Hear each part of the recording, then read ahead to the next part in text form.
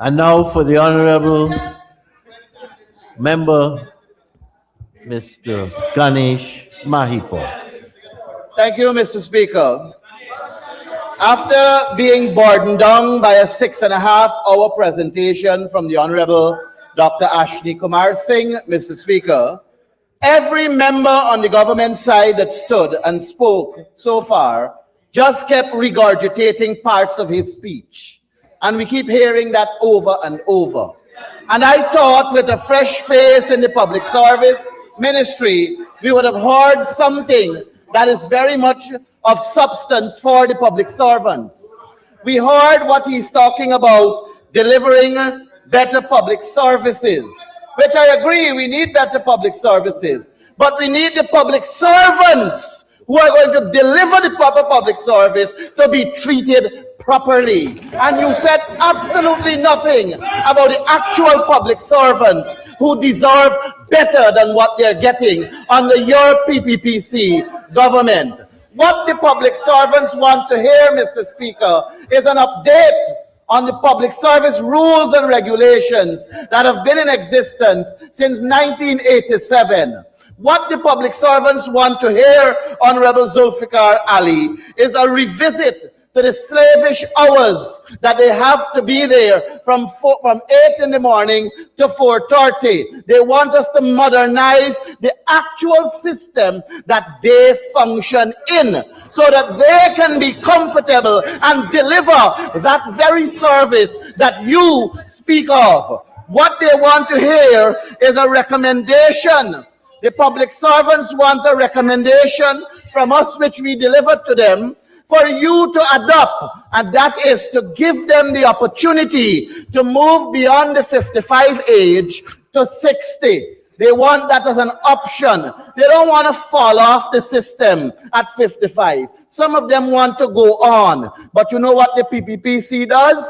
They pull who they think can go that extra 5, give them a contract with huge sums of money, and then pay them and leave off the actual public servants who can give us an additional 5 years of service as an option, not as not as an option.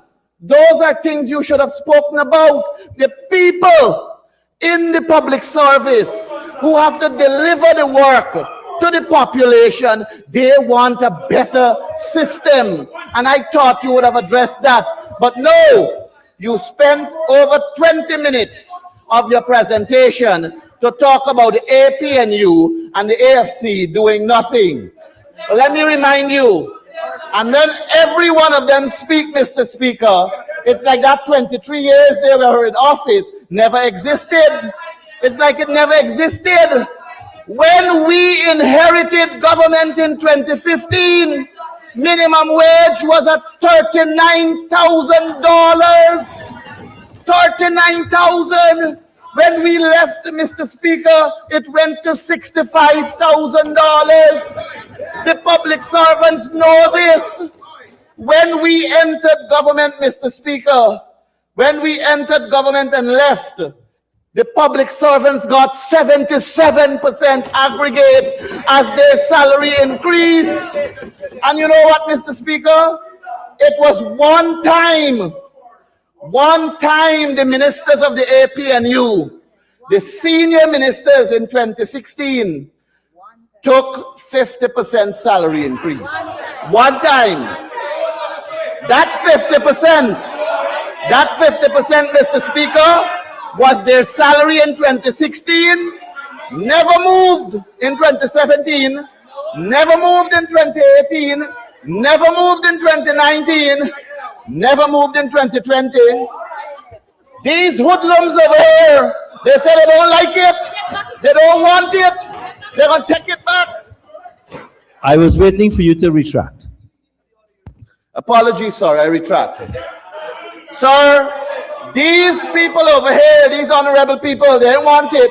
They're going to put it in a special bank account, and they're going to take it and they're going to share it out to do projects. Mr. Speaker, today, they are enjoying that 50%. And they have added 40% more on that 50%. So from 2020 to now, they're enjoying 90% salary increase. Their salaries are in the millions of dollars. And every time, sir, every time they give the public servants a 10%, they're taking it too. They're taking it too. And 10% on $100,000 is not the same as 10% on $1 million. So they can live as fat cats. And the people, the ordinary people who have to deliver the service, they are just simply skinny cats. Very unfair to the public servants. Mr. Speaker, Honorable Zulfikar Ali, I thought he would have been impressive, but he really and truly was not. He disappointed. Mr. Speaker, this is an imbalanced budget. This budget is not balanced, Mr. Speaker. Mr. Speaker, we are told that this is a historic budget, $1.558 trillion, the largest in our nation's history, but size alone does not make a budget significant, and it certainly does not make a budget people-centered. What matters is how the money touches and improves the lives of those who wake up every morning to go to work and are forced to struggle to survive. Growth without fairness and equity is not progress. Spending without fairness and equity is not people-centered development. Mr. Speaker, when we follow the money, the pattern is clear. Hundreds of billions of dollars are channeled into infrastructure projects and mega capital works. These will benefit large contractors, developers, importers, and well-established businesses connected to the PPPC. What is worse is the infrastructure projects and mega capital works are characterized by wastage and the unparliamentary C word. Let me be clear, Mr. Speaker. Investment in all businesses is necessary. Development is necessary. The problem is when it is geared to benefit the rich at the expense of the poor and vulnerable. Development that is skewed to enrich the already rich while marginally helping people who are in dire need of direct assistance creates inequality, not inclusion. It pushes the people further into poverty. This budget overwhelmingly strengthens the position of those who already have, while offering little or no relief to those who really need it. Mr. Speaker, consider senior citizens. We're asking them to live on $1,500 a day. $1,500 a day. Those are the people who toiled in the soil of Guyana to put us where we are today. And we are asking them to go out and find another job instead of enjoying their grandchildren. And you know what is the job they oftentimes get? A security officer. In the latest of nights, they have to be a security officer. And you know for who? One of the companies that are getting the billions of dollars that are in this budget. And then they are being underpaid as the security officer. Quite unfair to our senior citizens. I thought they would have at least tried to give the senior citizen $100,000 a month, at least. Mr. Speaker, public assistance stands at $25,000 per month. Mr. Speaker, this is less than $900 per day. Not enough for food, rent, transport, utility, and health care combined. This does not lift people out of hardship. It merely keeps them in poverty. A budget that puts people first would have aimed to reduce poverty, not administratively manage it. The public assistance program requires a forensic audit to weed out the friends, families, and favorites who are barefacedly receiving it without satisfying the criteria and are in the financial position to provide for themselves. Mr. Speaker, I call on government to provide water and electricity subsidies to those who legitimately qualify for public assistance in the case as pensioners. The government must make public clear, objective criteria for people to qualify for public assistance. Homes with special needs children should also receive help through subsidies on water and electricity. Adoption of this suggestion will suggest putting people first. The increase in the income tax threshold to $140,000 is presented as meaningful relief. But Mr. Speaker, the reality is this: VAT remains unchanged. Direct and indirect taxes still bite the poor hardest. Rising prices erase marginal gains. A worker earning slightly above the threshold is not suddenly better off. Their wages are still well below prices. In relation to the cost of living, this is not relief.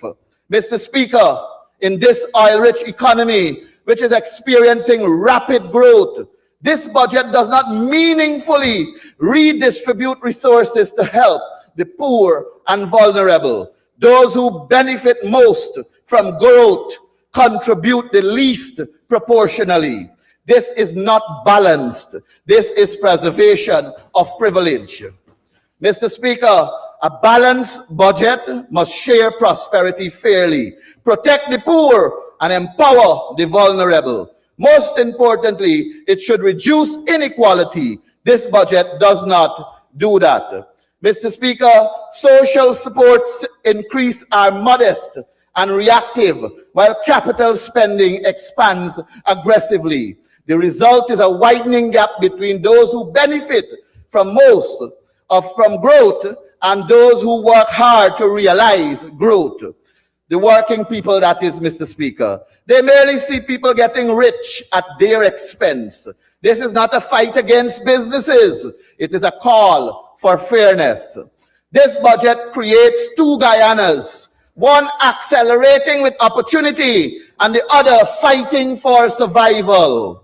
Mr. Speaker, I turn my attention to the Ministry of Local Government and Regional Development.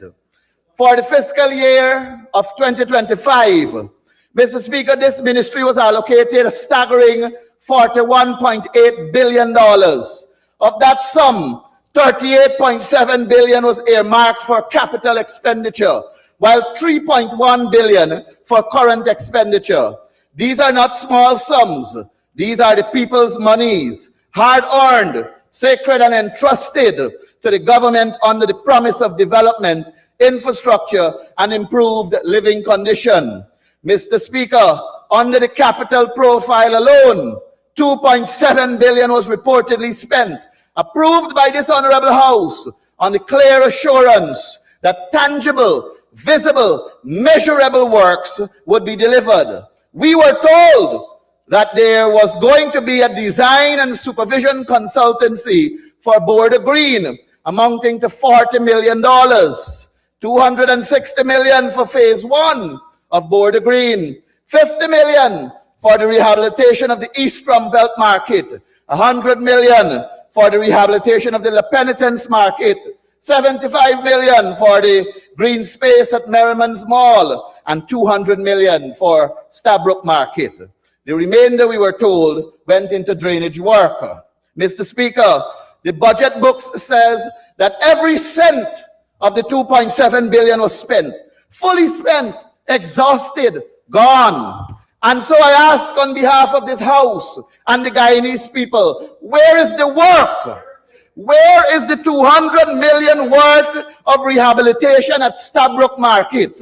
Where is the $75 million green space at Merriman's Mall? Where is the $100 million rehabilitation of Alboystown Market? Where is the $50 million rehabilitation of the East Rumvelt Market? And where, Mr. Speaker, is the $260 million phase 1 of Border Green? There is no evidence of any. This is incompetence and wastage. There is need for a forensic audit. These are questions of public trust, fiduciary duty, and financial probity. The minister must rise in this House and account for every dollar And if these funds did not materialize into concrete work, if they did not translate into steel, concrete drainage, stalls, roofs, and public space, then the unavoidable conclusion is this: the money went into somebody's pocket. The audit will reveal who, when, and where the funds went. Mr. Speaker, if public funds are withdrawn, recorded as spent, and cannot be physically verified on the ground, that is not mismanagement, that is public theft. The minister who was responsible for these sums of money, Honorable Sonia Parag, must tell this House where the money is, or who has it, and how they got it. Mr. Speaker, let me go further, because the rot does not end there. Across this country, the budget document claims that hundreds of millions more have already been spent on markets. I invite the people of Guyana to listen carefully and then go and verify with their own eyes. We are told $800 million was spent on the Palmyra Culture Market in Region 6, 100 million on the Port Kaituma Market, 200 million on the western section of Monrepo Market, 75 million on the Unity Market, 50 million on the Rose Hall Market, 75 million on Bath Market, 50 million for the Rosignol Railway Line, 200 million for Anna Regina Market on the Essequibo Coast, 30 million for Port Morant Market, 180 million for number 79 Market, 40 million for the Lethem Municipal Market. Mr. Speaker and members of the viewing public, the budget states that in 2025, all of this money was spent out. Gone. Not allocated, Mr. Speaker. It's spent out. I therefore issue a direct challenge to the government. Let the man in the street see if these markets reflect these astronomical sums that were allocated in 2025 and spent out. Let the vendors, the residents, and the commuters judge where the $2.7 billion and hundreds of millions more are visible in actual work or only on paper. Honorable Member, you are now into your additional 5 minutes. Mr. Speaker, I have visited these locations. I have walked on the ground, and I say without fear of successful contradiction, the evidence does not match the expenditure. The book tells one story, but the reality tells another. And when the book and the reality part ways, the banned C word enters the fora. The audits will reveal the reality. This is a grave matter, Mr. Speaker. It strikes the heart of lack of transparency, accountability, and good governance. I sincerely hope the Auditor General is listening, because this House has a duty not to rubber stamp deception, and the people of Guyana deserve answers, not excuses. Additionally, in 2025, Mr. Speaker, this Honorable House approved $41.8 billion. It was done on the clear basis and understanding that specific targets would be met. Program 1 told us 25 staff would be trained. Unfortunately, only 6 were trained. Program 2 told us regional development, 8 staff will be trained. Sadly, only 2 were trained. Program 3 told us 180 staff will be trained in specific areas. Only 68 were trained. We were promised 53 new infrastructure projects that would be developed. Only 26 were developed. We were told 20 existing infrastructure projects would be improved. Only 12 were improved. Perhaps most importantly, we were told 30,000 entrepreneurs will get help. Only 21,547 got. Mr. Speaker, not one of the targets were met. Not one. Not one of the targets was met. Yet all of the money that was allocated for these very accomplishments were spent out. All were spent out.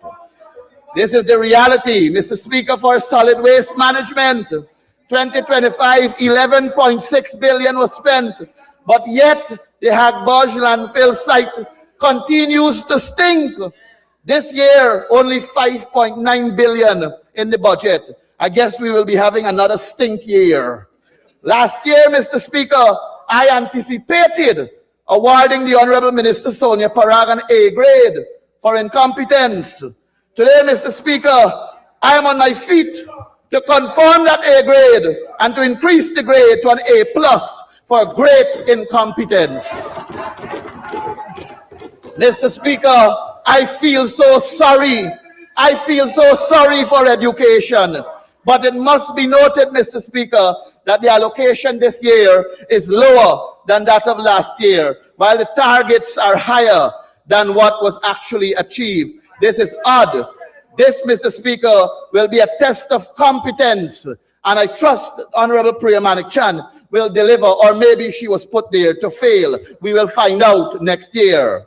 For 2026, the requested sum is 36.7 billion, $5 billion less than what it was last year. Time will tell us the truth, Mr. Speaker. Mr. Speaker, I now speak to the person on the ground, the people on the ground. I visited the Vreeden Hoop Market and I met Auntie Lucy. Auntie Lucy said to me that when she came to her stall where she sells ground provision and greens for over 20 years to send children to school and put food on the table, one morning she arrived at her stall only to be told it was to be demolished. No written notice, no consultancy, no opportunity to relocate, just order, just forced, just power from the great bishop. Mr. Speaker, Auntie Lucy is not a criminal. She is not lawless. She is not resisting order. She simply asked for fairness. Bishop Yes, I stand to the point of order, sir. The honorable member mentioned my name about a matter that I have nothing to do with. Please withdraw it. Mr. Speaker, I said the great bishop. He is not the great bishop. He is not the great bishop. I said the great bishop. You're the silly Ganesh Mahipaul. The great bishop, and that is not his name. And that is not his name, sir. Thank you for your protection. Thank you. Mr. Speaker, I don't know of another bishop in this house. I said the great bishop. Sir, I said a great Honorable bishop. members, please. Thank you. I heard from the Honorable Minister Bishop Edgell. I didn't say Bishop Edgell. I said the great bishop. You're pulling the string. My apologies. So I heard the point of order, and at this point, I can't uphold that. There were two issues, though, which he raised. I allow it to pass.